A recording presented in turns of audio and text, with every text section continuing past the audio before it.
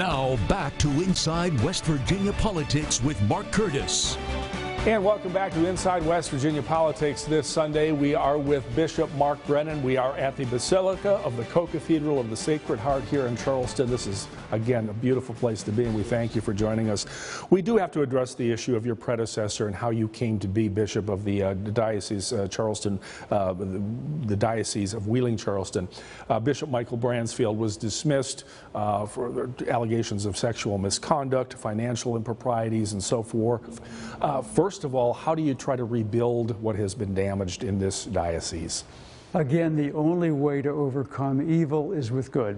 You just have to try to do the right things the right way and hope that people of goodwill will see that you're trying to do your best. And with trust in God and the support of many people, I keep asking people to pray for me and to go forward and just try to do the good things that need to be done here. And over time, I hope that has some impact in restoring people's trust in church leadership and giving them, the sense that, yeah, let's go forward together and let's work together to do what we're supposed to be doing. Our mission is to bring Christ to people and people to Christ. That's our mission. So we got to focus on that as we go forward. Obviously, Bishop Bransfield did damage in the court of public opinion and with the trust of the church, but also financially. Where do the diocese stand financially? My understanding was that you wanted to meet with your financial counsel and find out. Yeah, I have met with the Finance Council, which is predominantly lay people, and with the College of Consultants, which is a body of like senior priests, and also individuals who were affected directly by Bishop Bransfield's behavior, and I consulted with them about what ought to be done. In terms of the financial side of things, we're actually doing kind of an audit to see what are the expenses that could legitimately be ascribed to his work as the bishop of the diocese, and there certainly are some, and separate those from things which very clearly were self-indulgent, using the diocese money for his own enjoyment and enrichment, in a sense, right? And so that's going to form the basis of at least one part of the making of amends that really Pope Francis has asked me to arrange for Bishop Bransfield to do. And you ultimately have to mete out a punishment or make a list of punishments? It's not really, I think it's better to see, this is not a punishment. This is restoring justice, making up for harm you've caused. That's not punishment. That's a requirement of basic justice in human relationships.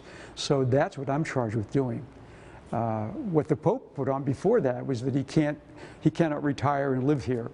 That's a punishment because he had his retirement apartment already built, or he can't celebrate public masses and other liturgical celebrations of the church. He's been doing that for almost 50 years. That's a punishment. You cannot do that any longer, and you're a bishop of the church, right? So, but what I'm doing is basically to find a way that he can restore justice and make up for at least some way for what he has done that has harmed people. That's what I'm focusing on. I'm consulting, thinking and praying, and then present this to him, hopefully with his cooperation. But even if not, then there'll be things we can do unilaterally to achieve that goal. You coming into this position was obviously a tall order because of the scandal that happened with the church, but obviously West Virginia has a lot of other issues going on as well. The opioid crisis, declining population. Right. Are those things that you plan to try to combat? What do I do about declining population? I'm not married, I don't have children, so there's nothing I can do on that score, right? However, encourage people. This is a wonderful state, just the beauty of, physical beauty of it, and the friendliness of the people that I've experienced already. But I knew that in Martinsburg, where I used to help out masses there, St. Joseph's on South Queen Street, when my parents, I was up visiting them on vacation. But so you see all that, and there's something that's attractive here. Maybe this is a place where people come, they come to retire or just want maybe a little slower pace of life. This is a good place. make use of all of the beautiful resources we have here, natural beauty, and all of that could help this church maybe economically come up, So I don't know, I have ideas, power and resources. a little bit of resources, power, not, I don't think any, but you know, so I'll do what I can on some of those things. Opioid, yes, the opioid crisis, we can help. Catholic Charities already is helping. I think we could do more.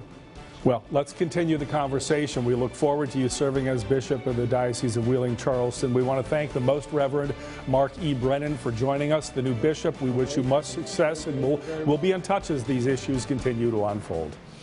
We'll have more of Inside West Virginia Politics after this break. Stay with us.